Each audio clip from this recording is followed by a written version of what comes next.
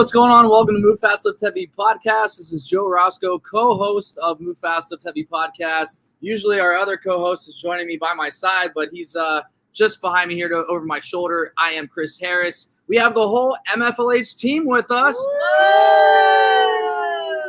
To my right, your left, we have Will Carter. We have to my left, your right, Nicole Ronaldi, and to my left, your right, we have Winter Nicolette Rodriguez. So we're here at the CrossFit Games in Madison, Wisconsin. We just got done with day 2. Really wasn't supposed to be day 2, but we had some rain yesterday, and that led us to having to do a makeup workout today. So we're going to break down that workout. We're going to chat a little bit about strategies that we discussed going into the day and if they panned out for the better or the worse. And maybe we'll chat even a little bit about last night. It was an exciting night where we finished 3rd overall in the, what's the name of that event last night? The Coliseum event, that one. The Peg something. If you're a first-time listener, please rate, subscribe, leave a comment, screenshot the podcast, put it to your story, tag all of us at Move Fast Lift Heavy, and then the rest of the crew, Nicole_J_Sauce. I am Chris Harris, Winter Nicolette, and W Carter 45. If you haven't tried out a free trial of Train with CH, hit it up, mflhtrain.com, or you can go to the website, movefastliftheavy.com. So let's get into it. Day number 2, we had a heavy lift where one athlete did a front squat, one athlete did a split jerk, and then they switched. The men did a front squat, and the other male athlete did a split jerk. Then they went into a 4-person 1-mile run, into a 2-person 1-mile run, into a 2-person 1-mile run. So going into this, talk about Captain. What was like going into it, what we were talking about on how you were going to divvy this up as far as the lifting goes, who was going to do what lift? Go from there. On the men's side, it was pretty easy. Will has a monster front squat, so he was going to front squat, and I was going to do the jerk. On the girls' side, Winter has a pretty even split between her front squat and her split jerk. So it really just came down to, on the girls' side, for Nicole, what she was able to do more. Was she able to front squat more or split jerk more? And for her, it was a front squat. So she did the front squat. Winter split jerked. I jerked. Will squatted. And Will squatted because he squats the world, or what? He's a unicorn when it comes to the front squat. We don't see many folks that can front squat more than about 425. So. Will Carter, when did you know that you were a front squat extraordinaire? Come a little closer, speak a little loud. My dad showed me the front squat when I was 16. And after about a month of doing it, he said, "You're going to be good at this." Oh. Okay. And that was that? That was that. 15? 16. 16. Okay, got you. Winter, when did you start your lifting journey? Yeah. Probably, I would say 17. 17 years young, huh? Yeah. Okay. Not too long. All right, so while you were out there on the field, was it hot? Like, what were the elements like? Did you like the jerk block setup? Tell us a little bit about your experience. Nicole, you went first. How was it going first? Winter went first. Sorry. How was it going first, Winter? It was good. I like it because I like setting. A little louder for the laptop. I like it. Yeah, just like that. Because I like setting the tone, I guess, for the team. Give them confidence. I know they can do it. But I don't know. Okay. I felt confident. Nice. Nicole, you're smacking those legs a lot today. Were you just like making sure they're still alive? Like, is that your thing, or was that a today thing? Like, yo, you better come through for me today. I do that a lot when I have to go for a heavy lift. I learned that from a weightlifting coach and Christine Best, my best friend. And yeah, I remember when she was at the games 2019, smacked her legs and she hit a massive front squat. So I do that because I feel like it will help me. Yeah. It wakes up the legs, the muscles. Wakes up. Give the legs a fresh one. That's it. That's it. Christian, going into the jerk, were you confident in your numbers? How are you feeling mentally going into those split jerks? The jerks felt really good. However, I was trying to learn my lesson from semifinals. I took a pretty aggressive jump on the snatch bar, going from 275 to 295. So I didn't want to make that mistake again. So I played it a bit more conservative on the split jerk. I probably had about another 20 pounds, but I did what I did. Okay. Let's go to Will. Will, you had a little problem with the weights. You actually outlifted the supply. No, I didn't outlive the supply. In a way you did. Well, I went for my first attempt was 435, which I hit, and then I wanted to go for 450, but they didn't have 210s. They only had one pair of 10s, so it was 455. I had to go for, which I missed, which is a bummer. But I think it's an example of, knowing this is a really strong lift for me, but you have to go with how you feel that day. And I was a little overzealous and should have went with more how I was feeling, but I'm happy I went for it though. So this is what it is. Cool. All right, let's transition into the run. Why did we pick what we picked for the running portion of this second workout? Sorry. Maybe. Anyone? Coco. Nicole, tell us. What it do? Your game plan, Miss Running Gazelle. Why did the team pair up the way you paired up? And did you think it paid off? Was that the right move? Yes, actually. So we paired up the way that we did because Christian and I can hold a pretty good pace for a long amount of time. 11. Use your tongue. Oh, okay, so we're yelling. Yeah. So Christian and I can run fast for a longer amount of time, and Will and Winter are more like powerful athletes. So they would, hang on for the first mile, take a good rest, and then hit it again, and hopefully just repeat the same effort. While Christian and I can kind of just do that longer periods of time. So yeah, Christian, we all went, all four of us, and then Christian and I held on for the second mile, and I'll interject. I held on for a ride while Nicole dragged me for that second mile. Probably about 400 meters into that second mile, I just held on for dear life. She just did the rest. Nice. Will, I was actually an avid Mario Kart player when I was younger. I loved Mario Kart. And in Mario or Mario? Mario. It's not Mario. It's Mario. Okay. I was just checking. Is that a Long Island thing? Mario.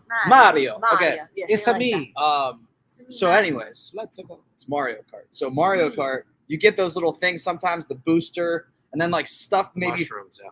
stuff flies out of the back of your cart sometimes when you get that. No, I know what you're getting at. Did that happen today with you by chance? And can you explain how you got that super boost?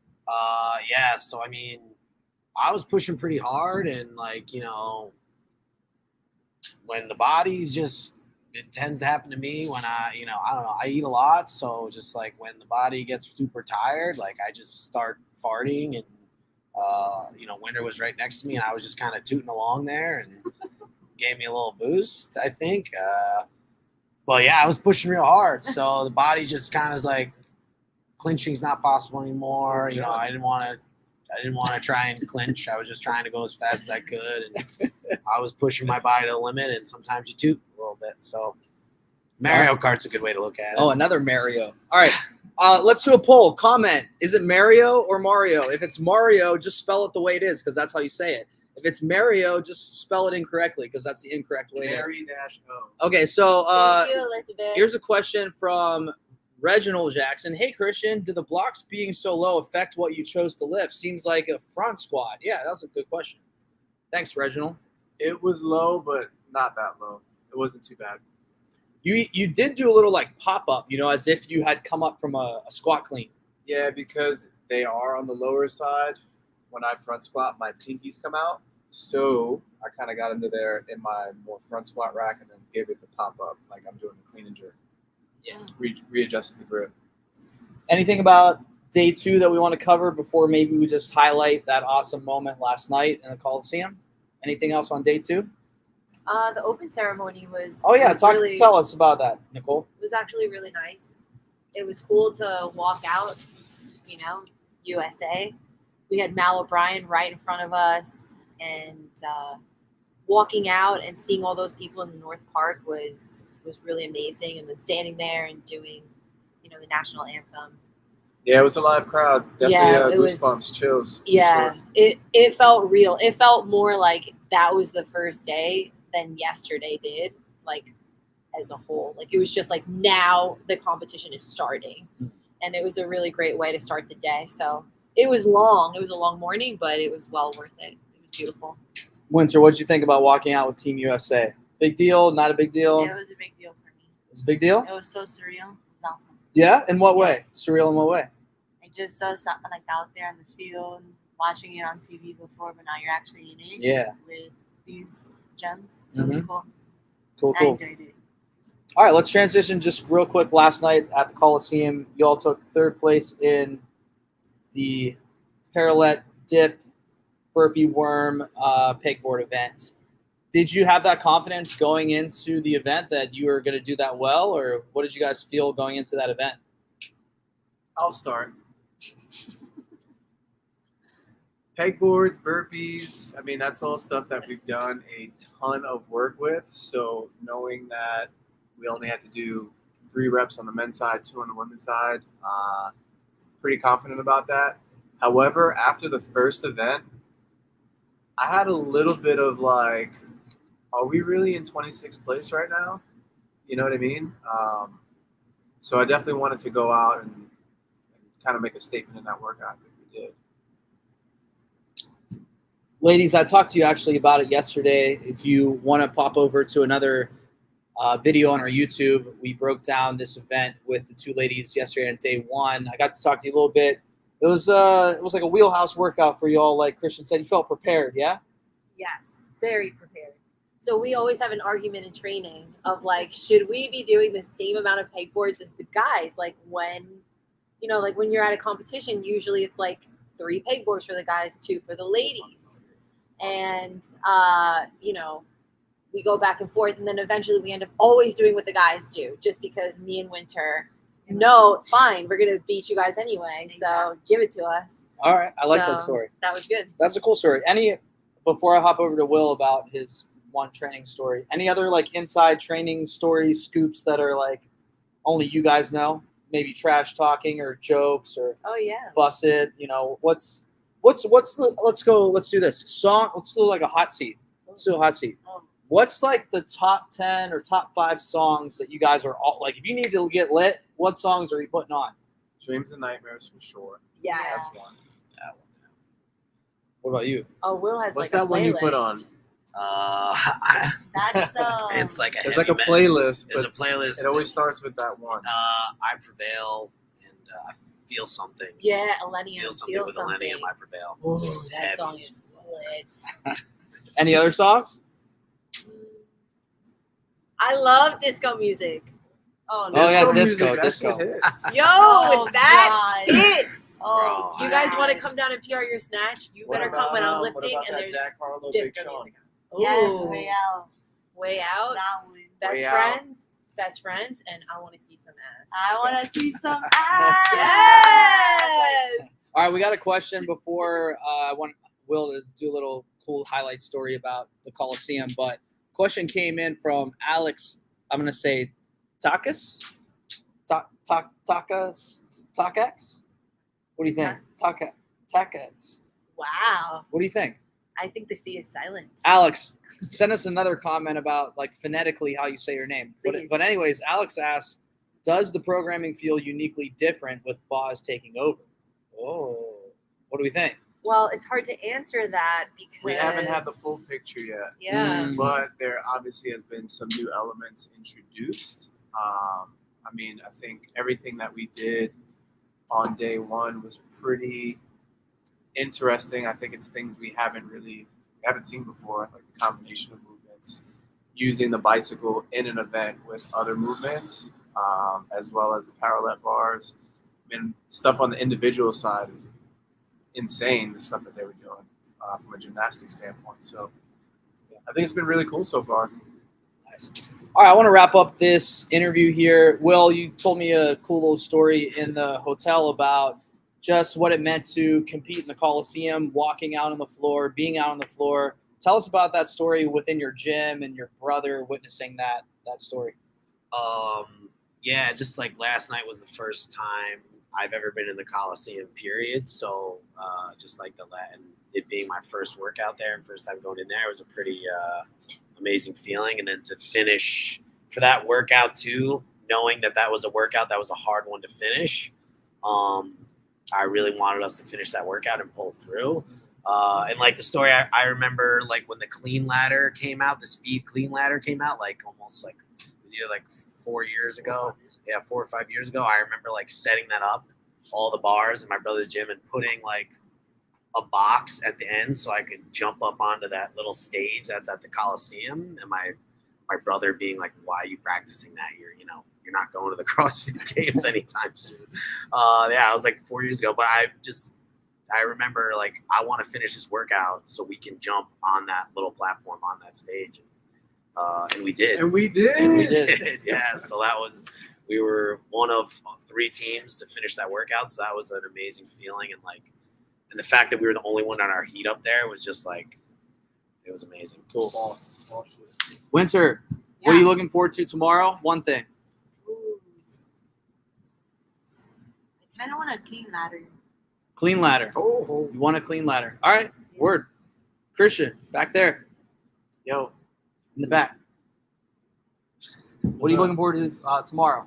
It could be like not even an event, just like what's been in your head. I'm just looking forward to getting back into the Coliseum. Back in the Coliseum. Nicole, Rinaldi, Hey, what do you got tomorrow? looking forward to some powerlet handstand push-ups and bar muscle ups. Prediction? Yes. Prediction. Thank you. William, tomorrow. I would like to see some classic CrossFit workouts, but then also like an obstacle course. Like the cargo net type of Yeah, like a type of fun deal? like cargo net sprint or something like that. But then also some like classic CrossFit, like barbell muscle ups, like something like that too. So 2 events like that. Nice. All right, everyone. Thanks for tuning in. This was, I believe, episode 44 of our podcast, 44. MFLH podcast.